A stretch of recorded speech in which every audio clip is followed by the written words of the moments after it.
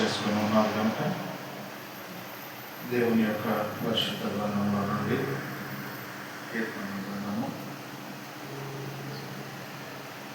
190వ కీర్తన మొదటి నుండి కొన్ని వచనాలను మనం ధ్యానం చేసుకుందాం. యెహోవా ధర్మశాస్త్రమును అనుసరించి నడుచుకున్నవారు ధన్యులు. ఆయన శాసనమును గైకొనుచు పూర్ణ హృదయముతో ఆయనను వెతుకువారు ధన్యులు. వారు ఆయన మార్గములో నడుచుకొనుచు ఏ పాపమును చేయరు. హల్లెలూయా, హల్లెలూయా. ప్రభునందు దేవుని బిడ్డలారా, దేవుడు తన మహాకృపను బట్టి మరి ఈ లోకంలోనికి వచ్చాడు. ఈ లోకంలోనికి ఎందుకు వచ్చాడు అంటే మానవులమైనటువంటి మనందరం కూడా దేవుని యొక్క చిత్తమును, దేవుని యొక్క అనుగ్రహాన్ని విడిచిపెట్టేసి దేవునికి వ్యతిరేకమైనవి చేస్తూ దేవుడు ఇచ్చేటువంటి ఆశీర్వాదము మనము పొందుకోలేకపోతున్నాం. హల్లెలూయా. అందుకనే దేవుడు తన బిడ్డలను కాపాడాలి అంటే, రక్షించాలి అంటే, ఇదిగో ఈ లోకానికి వచ్చినటువంటి దేవుడు మనల్ని దీవించడానికి, ఆశీర్వదించడానికి దేవాది దేవుడు మనకేం చేశాడు? ఈ యొక్క పరిశుద్ధ గ్రంథాన్ని మనకి ఇచ్చాడు. ఈ పరిశుద్ధ గ్రంథంలో రాయబడినటువంటి ప్రతి ఒక్క మాట కూడా మనల్ని బలపరచగలిగింది. దేవుని యొక్క మహాకృపను బట్టి దేవుని యొక్క చిత్తములో మనం ఎలా నడుచుకోవాలో ఆయన తన వాక్యం ద్వారా ఈరోజు మనతో మాట్లాడుతున్నాడు. దేవుడు తన వాక్యం ద్వారా మనతో మాట్లాడుతూ మనం చెబుతున్నటువంటి మాట ఏంటంటే, యెహోవా ధర్మశాస్త్రమును అనుసరించి నిర్దోషముగా నడుచుకుని వారు ధన్యులు. హల్లెలూయా, హల్లెలూయా.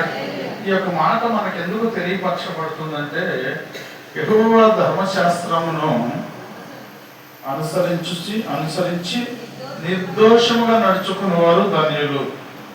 మరి నిర్దోషంగా నడుచుకునేటువంటి వారు ధన్యులని దేవుని యొక్క వాక్యం మనకు ఎందుకు తెలియపరుస్తుందంటే, దేవుని యొక్క వాక్యమును అనుసరించక, నిర్దోషముగా నమ్మకంగా జీవించలేక, దేవునికి వ్యతిరేకమైనటువంటి క్రియల ద్వారా, ఈ లోకానుసారమైన వాటి ద్వారా మనము అనుసరించి నడుచుకొని ఏం చేస్తున్నామంటే ఎన్నో శ్రమలో, ఎన్నో ఇబ్బందుల్లో మనము గురైపోతూ ఉన్నాం.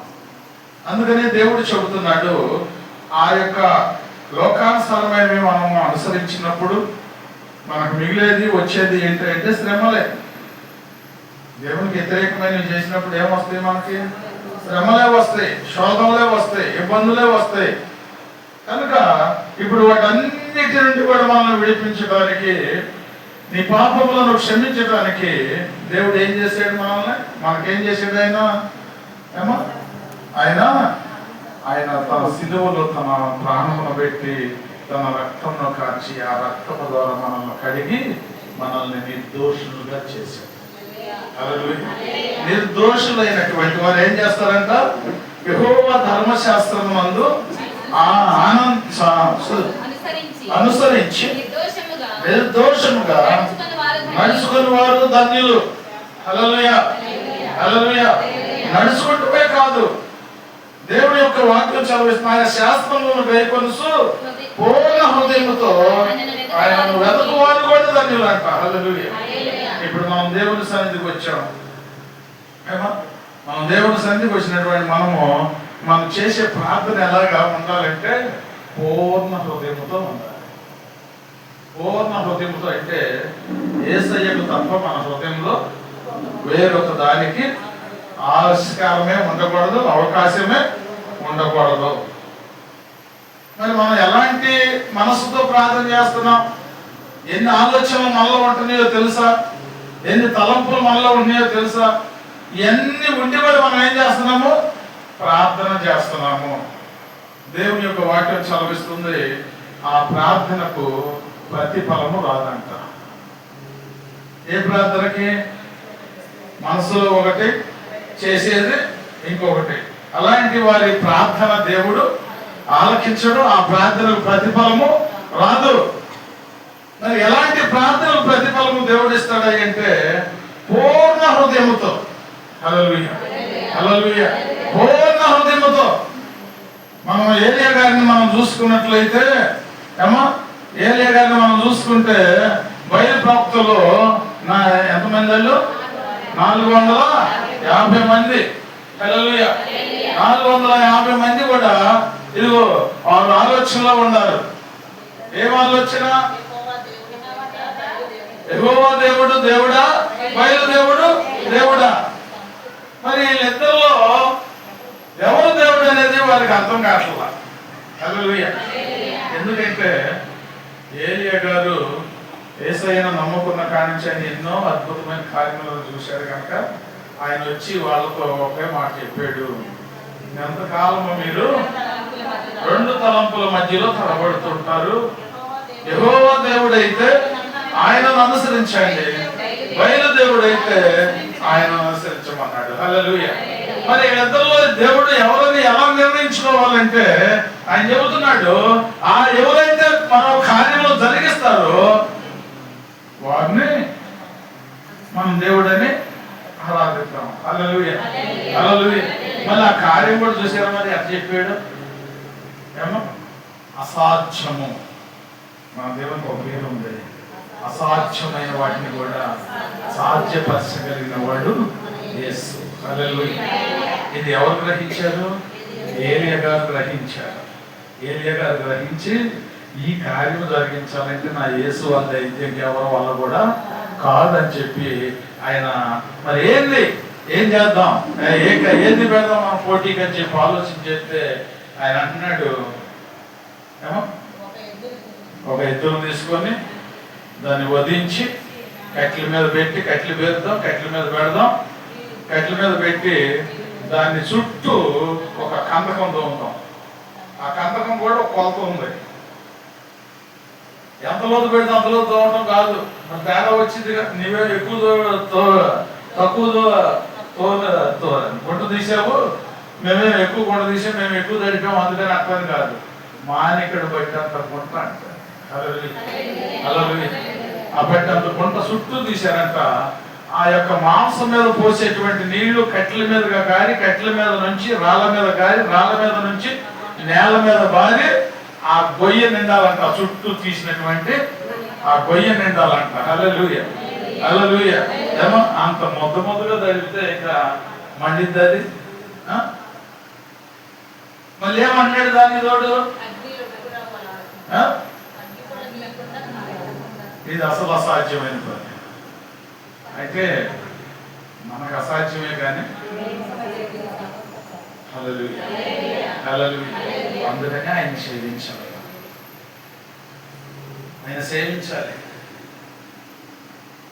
సరే, వాళ్ళకి అవకాశం ఇచ్చేసాడు. మీరు ఎక్కువ మంది ఉండాలిగా, మీరు చేయండి అన్నాడు.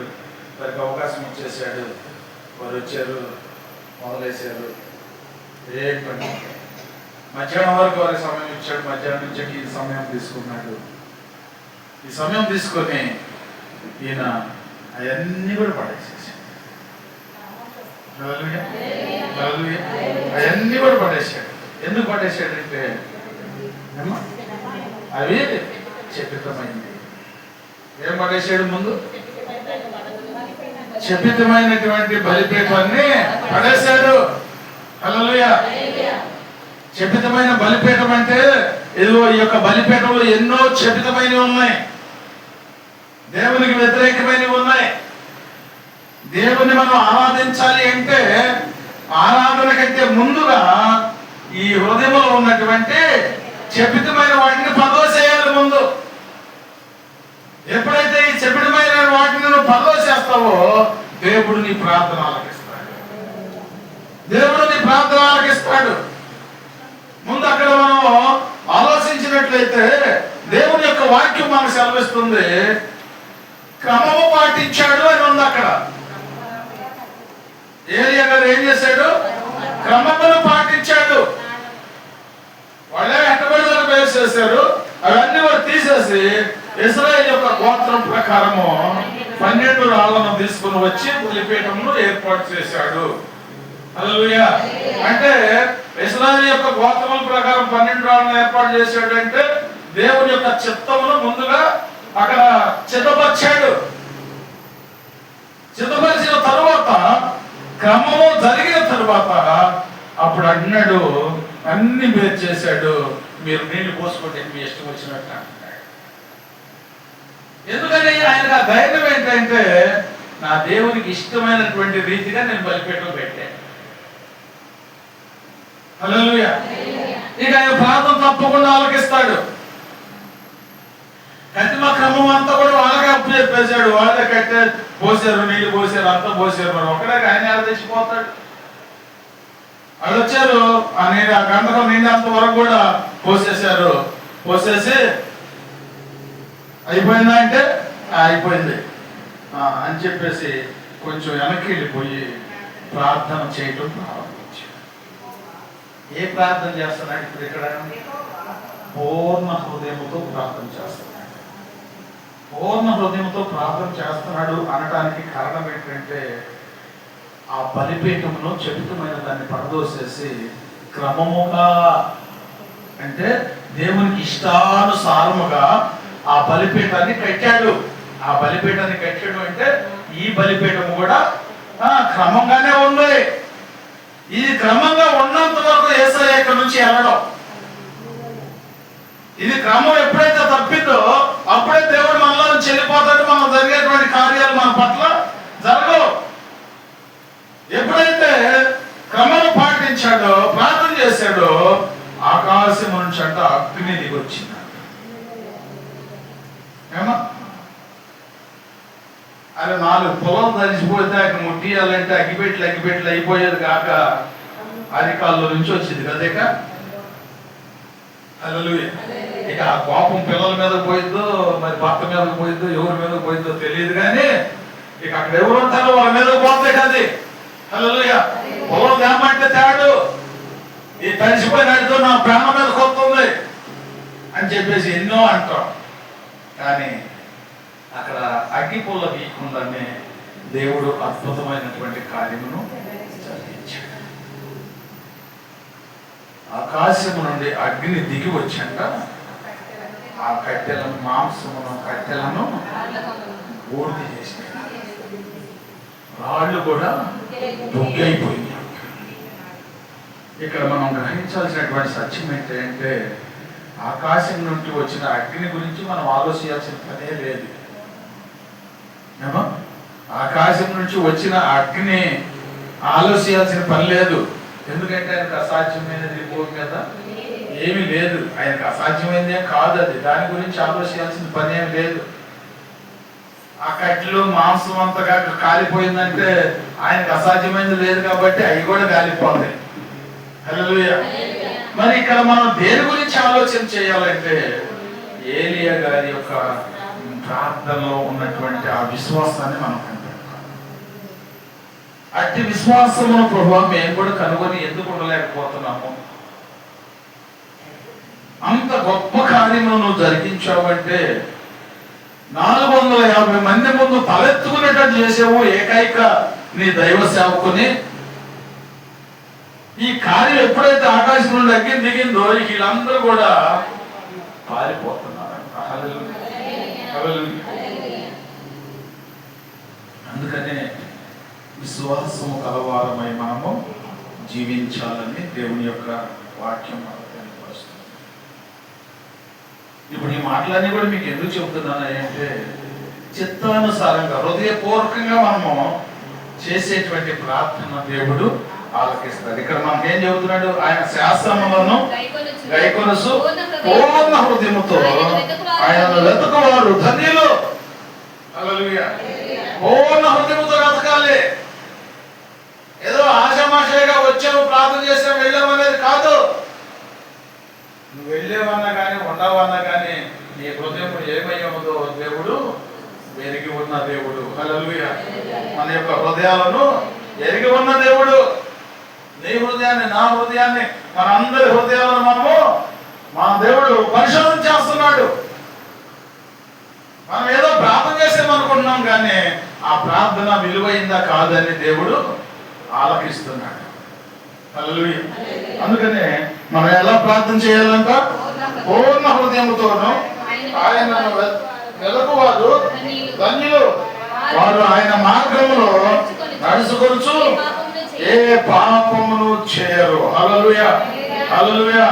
దేవుని ఎరిగినటువంటి బిడ్డలు, దేవునికి భయపడి జీవించేటువంటి వారు దేవునికి వ్యతిరేకమైనవి ఏమి చేయాలన్నా కానీ భయపడతారు. మనలో భయం ఉంటుందా అమ్మా? ఎవరినన్నా తిట్టాలన్నా, ఎవరినన్నా మాట్లాడాలన్నా భయపడుతున్నావా? భయపడితే నువ్వు దేవుని యందు ఏమంటున్నాడు అక్కడ? ఏ పాపమును చేయరు. హల్లెలూయా, హల్లెలూయా. ఒక్కసారి మన మనసును, మన హృదయంలో మనం ఒక్కసారి పరిశోధన చేసుకుంటే మనం ఎలాంటి భక్తి చేస్తున్నామో, ఎలాంటి ప్రార్థన చేస్తున్నామో, దేవునికి ఎంత ఇష్టంగా ఉన్నామో అయిష్టంగా ఉంటున్నామో దేవుడు తన లేఖనము ద్వారా మనతో మాట్లాడుతున్నాడు. ఈ రాత్రికాల సమయమందు పాపము చేయనటువంటి వారి ప్రార్థనను దేవుడు ఆలకిస్తాడంటున్నాడు. అక్కడ ఏరియా ప్రార్థన చేశాడు, ఏ పాపము లేదు కాబట్టి దేవుడు ఆలకించి ఆకాశం నుండి అగ్ని కురిపించాడు, 450 మందిని హతమార్చేశాడు. హల్లెలూయా, హల్లెలూయా. ఒక్కడు 450 మందిని హతమార్చడం అంటే దేవుని యొక్క ఆశ్చర్యమైనటువంటి కార్యము చూసి వారు పారిపోయారు. నువ్వు ధన్యుడు కావాలి అంటే ఈ లోకానుసారమైనటువంటి కష్టం వల్ల కాదు. నువ్వు సంపాదించాలంటే ఏదో ఒకటి చేయాలని మనం ఆలోచన చేయడం కాదు. నువ్వు ఉన్నతమైన స్థానంలో ఉండాలన్నా, నువ్వు ప్రయోజకుడు కావాలన్నా యేసయ్య చెంతకు నువ్వు రావాలి. యేసయ్య నీకు తోడుగా ఉంటే ఏ కార్యములైనా నువ్వు జరిగించగలవు, సంపాదించగలవు. ఆయన లేకుండా ఏది కూడా చేయలేవు. నువ్వు ఎందుకు చేయలేవంటే సమస్తము కూడా ఆయన స్వాధీనంలో, ఆధీనంలో ఉన్నాయి. నువ్వేదో కష్టపడి నేను సంపాదించాలనుకుంటే కష్టపడి సంపాదించాలంటే ఎవరు కూడా సంపాదించలేదు. దేవుని యొక్క చిత్తం, దేవుని యొక్క ఇష్టానుసారముగా నువ్వు ఉంటే నేను ఒక ఉన్నతమైన స్థానంలో ఉంచుతానంటున్నాడు దేవుడు. అందుకనే ఒక ఉన్నతమైన స్థానంలో మనం ఉండాలంటే దేవుడు తన వాక్యం ద్వారా మనతో మాట్లాడుతున్నాడు. అదే కీర్తన గ్రంథము 1 నుండి 1 వచనాన్ని మనం ధ్యానం చేసుకున్నట్లయితే, దుష్టుల ఆలోచన చొప్పున నడువక, పాపుల మార్గమున నిలువక, అపహాసకులు కూర్చుండు చోటను కూర్చుండక, యెహోవా ధర్మశాస్త్రమునందు ఆనందించుచు, దివారాత్రములు దాన్ని ధ్యానించువాడు ధన్యుడు. హల్లెలూయా. ఎలాంటి వాడు ధన్యుడు అంట? దుష్టుల ఆలోచన చొప్పున నడవకూడదు. హల్లెలూయా. దుష్టుడు అంటే ఎవరు? అపవాది. వాడు ఏ ఆలోచనలు పెడతా ఉంటాడు, నీ మనసుకు తప్పనటువంటి ఆలోచనలు తీసుకొస్తాడు. వాడి ఆలోచనలు పాటించావనుకో,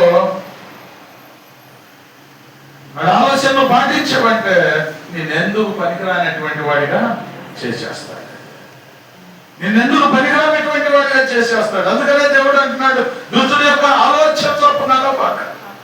ఇప్పుడు ఆదాము అవ్వలు ఉన్నారు, యేసయ్యతో ఉన్నంత వరకు వారు ఎంతో ధన్యులుగా ఉన్నారు, ఎంతో సంతోషంగా జీవించారు, వారికి ఏమి కొదవలేదు. యేసయ్య ఆలోచన చొప్పున నడిచాడు, ఎంతో ఆనందంలో ఉన్నారు వాళ్ళు. ఇప్పుడు దేవుని యొక్క వాక్యం చదివిస్తుంది, దుష్టుని ఆలోచన చొప్పున నడవక. ఇప్పుడు ఆదాము అవ్వలు ఏ ఆలోచన నడిచారు? దుష్టుని యొక్క ఆలోచన, సర్పం యొక్క ఆలోచన. మీరు సావరు, మీరు తినదే సస్తారు అన్నాడు. అది కాదు, సావరు మీరు. ఇప్పుడు ఏ ఆలోచన వచ్చినాయి? ఏమిలోకి దుష్టుని యొక్క ఆలోచనలు వచ్చినాయి. ఈ రాత్రిగా మనం దేవుని యొక్క వాక్యం వింటున్నటువంటి మనలో కూడా ఏదో దేవుని యొక్క చిత్తానుసారంగానే జీవించాలని మనం ఇక్కడ ఉన్నంత వరకు అనుకుంటాం. మనం బయటికి వెళ్ళగానే దుష్టుని యొక్క తలంపులు ఆలోచనలు మనలో పెడుతూ ఉంటాడు. మనలో ఎప్పుడు లేనటువంటి ఆలోచనలు కూడా వాడు ఏం చేస్తాడు, కొలుపుతూ ఉంటాడు. అవి మనం గ్రహించలేకపోతే చాలా నష్టపోతాము. దుష్టుని యొక్క ఆలోచన చాలా నష్టపోతాం మనం. అందుకనే దేవుని యొక్క మహాకృపను బట్టి దానియేలు గారు ఎంతో యథార్థంగా జీవించినటువంటి వాడు. ఆయన మీద అపవాది గారు ఏ ఆలోచన వేశాడు, అమ్మా దుష్టుని యొక్క ఆలోచన చేశాడు. మనం అన్నిటిలో కంటే కూడా ప్రథముడుగా తీసుకొని వస్తున్నాడు. ఆయన ఎందుకు తీసుకొస్తున్నాడు? దుష్టుల యొక్క ఆలోచన చొప్పున నడవక అంటే ఆయన నడవట్లా. దుష్టులకి ప్రతి ఒక్కదాన్ని కూడా ఎదురెళ్తున్నాడు. వాళ్ళకి అపజయం వస్తుంది, ఈయనకేమో జయం వస్తుంది. దుష్టుడు పావేశాడు, ఆయన బిడ్డలైనటువంటి వారిని ఇదిగో రెచ్చగొట్టేశాడు. రెచ్చగొట్టేసి ఇదిగో మీరు రాజుగారి దగ్గరికి వెళ్ళిపోండి, నేను ఆ శాస్త్రాన్ని అమలుపరుస్తాను. ఆ పేడ వదిలిపోయింది అనుకో, అది మీరు ఇంకెన్నాళ్ళు ఉంటారు ఇట్లా సంపాదించుకోకుండా? మీరు సంపాదించుకుందా, మీ బిడ్డలు ఎలా జీవిస్తారు?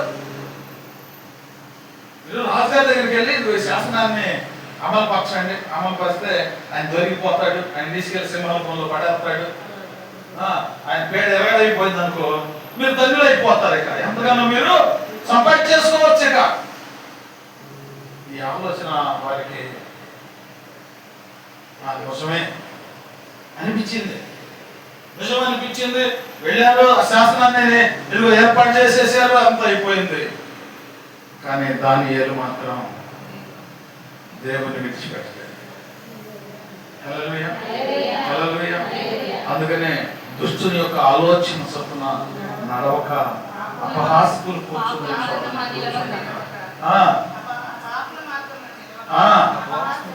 ఇప్పుడు ఇక్కడ ఆ పాపపు మాటలు, ఆ ఆలోచనలో విన్నాడా? వినలా. వాళ్ళతో ఏకీభవించాడా? ఏకీభవించలా. దేవునితోనే పెనుగాడాడు. ఆ శాసనాన్ని మించిపోయింది. శాసనాన్ని మించిపోయినప్పుడు ఇదిగో దేవుడు దానియేలుకు తోడై ఉన్నాడు. దానియేలుకు తోడై ఉన్న దేవుడు ఈ రాత్రి కాలం మనకు కూడా తోడై ఉండును గాక. దానియేలు లాంటి భక్తి పరులమై మనం జీవించము గాక. దేవుడు తన మహాకృపను బట్టి దానియేలు దేవుని యొక్క శాసనం ప్రకారం ఉన్నాడు కాబట్టి సింహాల పోరులోకి వెళ్ళినప్పటికైనా కానీ సరే వారిని ఏమి చేయలేకపోయింది సింహాలు. అమ్మా సింహాలంటే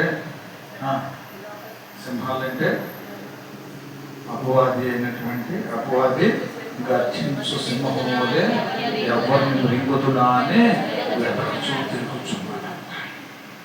హల్లెలూయా, హల్లెలూయా. ఎవరిని మింగుదామంటే వాడు ఎవరిని మింగుతాడు? ఏమా వాడు ఎవరిని మింగుతాడు అంటే ఇదిగో దేవుని యొక్క చిత్తం లేనివాడని, దేవుని యొక్క ఆశ్రయం లేనటువంటి వారిని మింగేస్తాడు. దేవుని యొక్క చిత్తంలో ఉన్నటువంటి వారు, దేవుని యొక్క ప్రణాళికలో ఉన్నటువంటి వారికి దేవుడు తన దూతను ఆమెలో ఉంచుతాడు కనుక వారిని ఏమి చేయలేదు. చూసారా, అటు ప్లాన్ ఇచ్చింది, ఇటు వాళ్ళని కవలించేసింది. హల్లెలూయా. వారికి ప్లాన్ ఇచ్చింది ఆ సింహాల బోర్లో పడేయటానికి. దేవుడేమో దానియేలుకు దూతలను కావలిగా ఉంచాడు. ఆయన దూతలు కావలిగా ఉండేటప్పుడు సింహాలు నోరు మోయించేసింది. అంటే సింహాలు కూడా లోపడిపోయింది. దేవుడు ఊరుకుంటాడు. ఏమంటున్నాడు? అదే హల్లెలూయా, హల్లెలూయా. ఆయన బిడ్డగా నువ్వు ఉన్నావంటే ఆయన ముట్టినట్లే. ఎందుకంటే ఆయన చిత్తం ఏమై ఉందో ఆ చిత్తము నీలో ఉంటే నువ్వు ఆయన యొక్క బిడ్డవై ఉంటావు కనుక నిన్ను తాకటం నీకు అసాధ్యం. దానియేలు తాకిందా? తాకలేదు, అసాధ్యం అయిపోయింది. కానీ ఊరుకున్నాడా? వదిలేసాడా? తన బిడ్డను తాను రక్షించుకున్నాడు కదా, వదిలేయొచ్చుగా. అట్ట వదిలేయడు. హల్లెలూయా. ఆయన అనుకుంటున్నారు మీరు చాలా జాలి కలిగినోడు, ప్రేమ కలిగినోడు మన యేసయ్య. అమ్మా అడ్డం తిరిగితే ఉండదు కేవలం. ఇప్పుడు వీళ్ళు అడ్డం తిరిగారు, దానియేలు మీద నిందేసి వాళ్ళు అడ్డం తిరిగారు. వెంటనే రాజుగారి మనసును మార్చేసేది. రాజుగారి మనసును మార్చేశాడు. రాజుగారు అంటున్నాడు, దానియేలు తన యథార్థతను కాపాడుకున్నాడు, ఈయన మీద నిందేసినటువంటి వాళ్ళని తీసుకురండి, తీసుకొచ్చి వాళ్ళు కూడా యథార్థత కాపాడుకోవాలి. హల్లెలూయా. బొమ్మ కాపాడుకుంటారు, ఏం కాపాడుకుంటారు? చెప్పుడు మాటలు వినేవాళ్ళు ఎప్పుడైనా చెడిపోతారు. చెప్పుడు మాటలు వినేవాళ్ళు ఎప్పుడైనా చెడిపోతారమ్మా. ఎప్పుడైనా కానీ ఇదిగో ఇలాంటి శ్రమలకు గురైపోవాల్సిందే. దేవుడు తన జ్ఞానం మనకి ఎందుకు ఇచ్చాడంటే, ఇది నిజమా అవాస్తవమా గ్రహించాలి. ఆ గ్రహింపు లేకపోతే కోల్పోతావు. అపవాదిగాడు మోసపరచడానికి ఎన్నో ప్లాన్లు ఉన్నాయి వాడి దగ్గర. ఇప్పుడు ముంచేశారు, తీసుకొచ్చారు. అలా తీసుకొచ్చి చెప్పుడు మాటలు వినబట్టేగా, అపవాదిగాడి మాటలు విన్నాడు, ముంగొట్టాడు, తీసుకొచ్చారు. తీసుకొచ్చి ఏం చేశారు?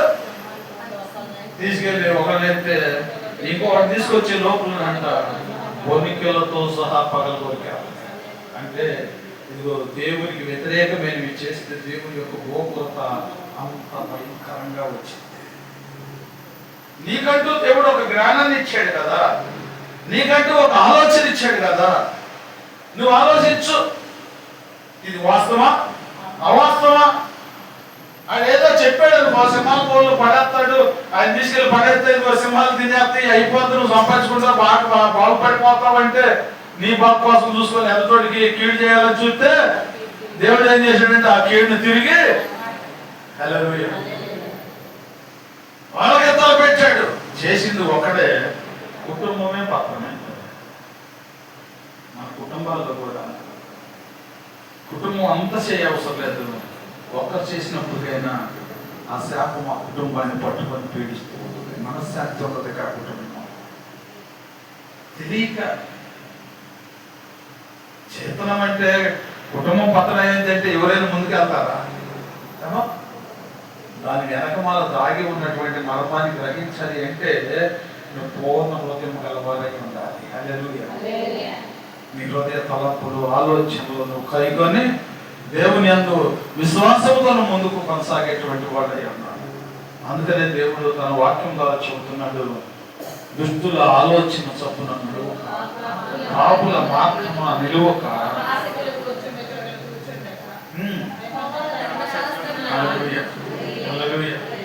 నువ్వు ఈరోజు నీకు దేవుడు ఎందుకు చెబుతున్నాడు అంటే, దుష్టులతో స్నేహం చేయబాక, దుష్టాత్మల జోలికి నువ్వు వెళ్ళవాక, దేవుని భయము కలిగి భక్తి కలిగి నువ్వు జీవించు. నీకు దేవుడు తోడై ఉంటాడు. ఒకవేళ నీ కళ్ళ ముందు నీకు వ్యతిరేకమైనది ఏదైనా కనపడింది అనుకో, వారి దగ్గరికి వెళితే నువ్వు ఇరుకులో పడిపోవు. వారిని నేను ప్రార్థన పూర్వకంగా దేవునికి అప్పు చెబితే దేవుడు చూసుకుంటాడు. దేవుడు తప్పకుండా నీ ప్రార్థన ఆలకిస్తాడు. హల్లెలూయా. అందుకనే మరి ఇలాంటి చేయకోకుండా ఉండాలంటే, దుష్టుల ఆలోచన చొప్పున నడవకుండా ఉండాలంటే నువ్వేం చేయాలంటే, దేవారాత్రములో దేవుని యొక్క వాక్యమును ధర్మశాస్త్రమును ధ్యానించేటువంటి వారమై ఉంటాం. ఎప్పుడు మన పరిశుద్ధ గ్రంథాన్ని చదువుకుంటుంటే మన హృదయంలో లోకం ఉండిద్దా? యేసయ్య ఉంటాడు, యేసయ్య ఉంటాడు.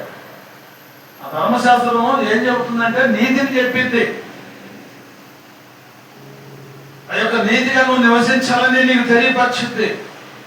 అందుకనే ఆ పరిశుద్ధ గ్రంథాన్ని నువ్వు చదివినట్లయితే నీ జీవితాన్ని ధన్యకర్మగా దేవుడు మార్చబోతున్నాడు. ఎంత ధన్యకరంగా మార్చున్నాడంటే, నిన్ను ఒక నీటి కాలువల వలన నాటుతాడంట. హల్లెలూయా, హల్లెలూయా. నీటి కాలువల వలన నిన్ను నాటుతాడంట. ఇక నీ జీవితము ఓడబారదు, ఎండిపోదు, వడబడిపోదు.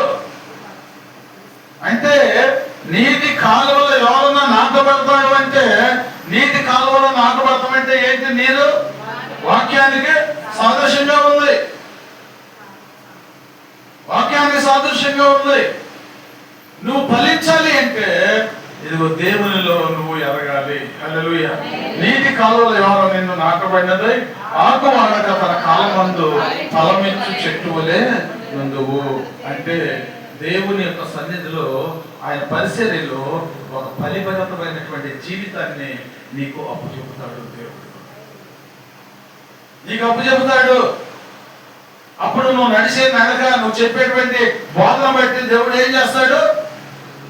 నిన్ను ఇంకా ఆశీర్వదిస్తాడు, అభివృద్ధిపరుస్తాడు. ఆత్మల భారం కలిగి జీవించి ప్రతి ఒక్క కుటుంబాన్ని దేవుడు తప్పకుండా ఆశీర్వదిస్తాడు. ప్రయాసం ఏదో రక్షణ పొందామంటే సరిపెట్టుకునేది కాదు. రక్షణ అంటే,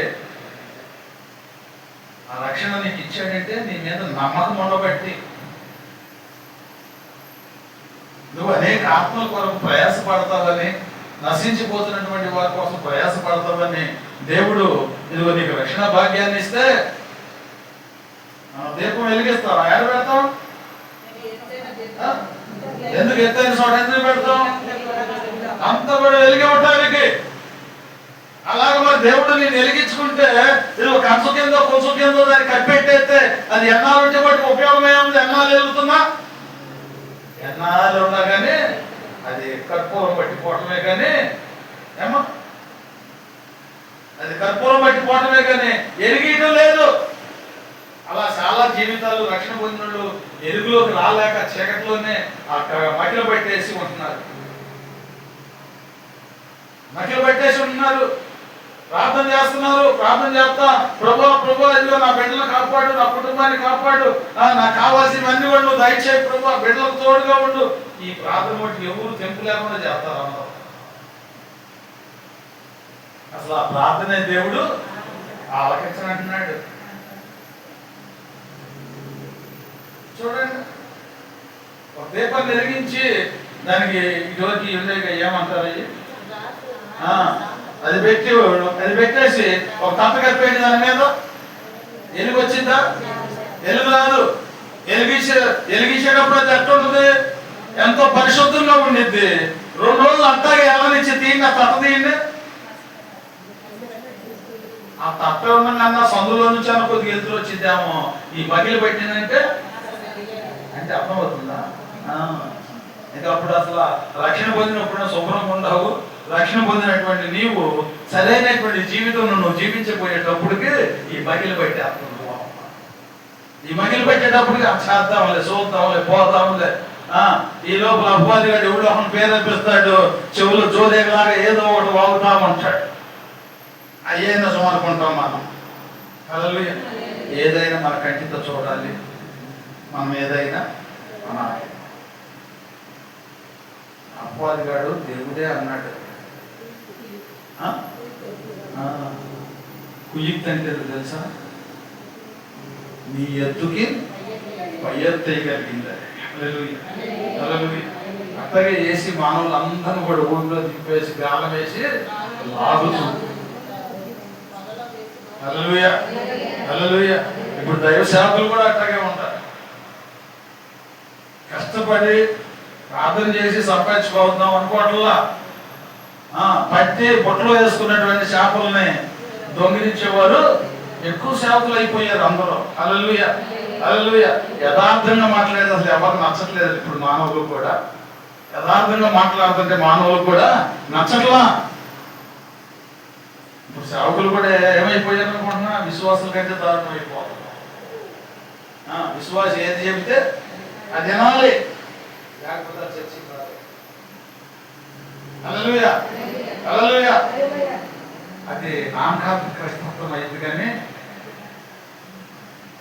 దేవునికి ఇష్టానుసారమైంది కాదు. ఒక సేవకుడు గద్దించాడు అంటే దానికి లోబడితే దాంట్లో పరమాత్మను నువ్వు చూడగలుగుతావు. నన్నే అంటాడా అని చెప్పి నువ్వు వచ్చావు అనుకో, నువ్వు నీటి కాలువలో ఎవరు మాట పాడటం కాదు, ఎడారిలో నిన్ను తీసుకెళ్ళి మాట్లాడు, జీవితం ఎండిపోతుంది. అందుకనే దేవుని యొక్క వాక్యం మనకు సెలవిస్తుంది, నీటి కాలువలో ఆయన శాసనములను గైకొలుసు. చదువుమా. ధర్మశాస్త్రమును అనుసరించి నిర్దోషముగా నడుచుకున్న వారు ధన్యులు. ఆయన శాసనములను గైకొనుచు పూర్ణ హృదయముతో ఆయనను వెతుకు వారు ధన్యులు. వారు ఆయన మార్గములలో నడుచుకొనుచు ఏ పాపమును కీర్తన చేయను. గ్రంథము 1వ అధ్యాయము 1.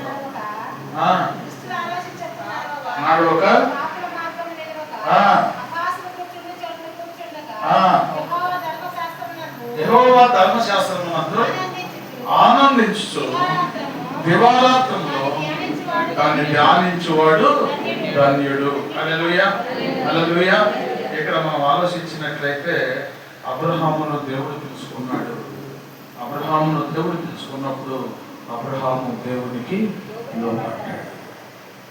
లోబడినటువంటి అబ్రహాము ఇక లోకం గురించి ఆలోచించలేదు, ఇక దేని గురించి కూడా ఆలోచించలేదు. ఆలోచించకపోయేటప్పటికి అబ్రహామును దేవుడు ఏం చేశాడు? బహుగా ఆశీర్వదించాడు. హల్లెలూయా, హల్లెలూయా. అలాగే మనం కూడా ఆశీర్వదించబడాలన్నా, అభివృద్ధి పొందాలన్నా దేవుని యొక్క చిత్తానుసారంగా మనము జీవించేటువంటి వారమై ఉండాలి. దేవునికి లోబడేటువంటి వారమై ఉండాలి. మనం దేవుని మీద ఆధారపడాలి, కానీ బయట ఉన్నటువంటి మానవుల మీద ఆధారపడటం కాదు. దేవుడు తన మహాకృపను బట్టి మనం ప్రేమించి ఇప్పుడు మన పాపముల నుంచి విడుదల చేసి మనము రక్షించడానికి దేవుడు మనకు అనుకూలంగా ఉన్నాడు. కాబట్టి ఇప్పుడు నీ జీవితాన్ని సరిచేసుకుంటే నీకు ఒక అర్థాన్ని కలుగజేస్తానని దేవుడు తన వాక్యం ద్వారా మనతో మాట్లాడుతున్నాడు. కనుక మరి ఈ రాత్రి కాలం నందు ఎత్తబడినటువంటి వాక్యాన్ని మనం జాగ్రత్తగా ధ్యానం చేయగలిగినట్లయితే దేవుడు మన పట్ల గొప్ప కార్యమును జరిగిస్తాడు. ఇప్పుడు చాలా మంది మరి 2 దినాలని చెప్పేసి ఉపవాసం ఉండి ప్రార్థన చేసుకుంటున్నారు. మరి ఉండేటువంటి వారు ఉంటున్నారు, ఉండలేనటువంటి వారు ఉంటున్నారు. కానీ ఉన్నా లేకపోయినా మీ హృదయాన్ని కొద్దికి జాగ్రత్తగా కాపాడుకోవాలి. ఎవరు మాటలు ఎన్నొద్దు. దుష్టుని యొక్క ఆలోచనలు దుష్టుడు అనేక రకాలుగా చేస్తాడు. ఇప్పుడు నేను దేవుని యొక్క సంబంధిగా ఉన్నాను అనుకో, నువ్వేమో దుష్టుని యొక్క సంబంధిగా ఉన్నావు అనుకో, దుష్టుడు ఏం చేస్తాడంటే నా మీద లేనిపోయింది అన్ని పుట్టించాడు. అంటే దుష్టుని యొక్క సంబంధి, దుష్టుని యొక్క సంబంధే. అది వాస్తవా అవాస్తవం అనేది గ్రహించగలిగితే దుష్టుని దగ్గరికి వెళ్ళకుండా ఉంటావు. వాడి పెట్టేటువంటి ఆ శ్రమలో నువ్వు పాల్పంచుకోకుండా ఉంటావు. అదే నేను చెప్పేది ఏంటంటే ఇది వాస్తవమా కాదా గ్రహించి నీ కళ్ళతో నువ్వు చూసావనుకో దేవునికి మాకు చెప్పాలి. హల్లెలూయా. దేవుడు మరి నీ పూర్ణ హృదయంపైనే ఆరాధించమని దేవుడు చెబుతున్నాడు. పూర్ణ హృదయంతో నువ్వు ఆరాధిస్తే నీకు తోడుగా ఉంటానని చెబుతున్నాడు. అది రాత్రి కాలం ముందు ప్రభువా నా హృదయంలో నీకు వ్యతిరేకమైన ఏమైనా ఉండవేమో వాటి నుండి మాకు విడుదల దయచే ప్రభు అని నువ్వు ప్రార్థన చేయగలిగినట్లయితే దేవుడు నీ పట్ల గొప్ప కార్యము జరిగిస్తాడు. నీకు వ్యతిరేకమైన ఏమైనా ఉన్నా దేవుడు వాటిని తీసివేసి ఇదిగో నిన్ను ఒక ఉన్నతమైన స్థానంలో ఉంచుతాడు ఆయన. అందుకనే దేవుడు విత్తబడినటువంటి వాక్యాన్ని బట్టి మన హృదయాలను మనము సరి చేసుకుందాం. దేవుని అందు విశ్వాసంతో జీవిద్దాం. దేవుడి కొద్ది మాటలను ప్రభు మన వెనుకల్లో దీవించి ఆశీర్వదించి మహిమ పొందును గాక. ప్రార్థన చేసుకుందాం.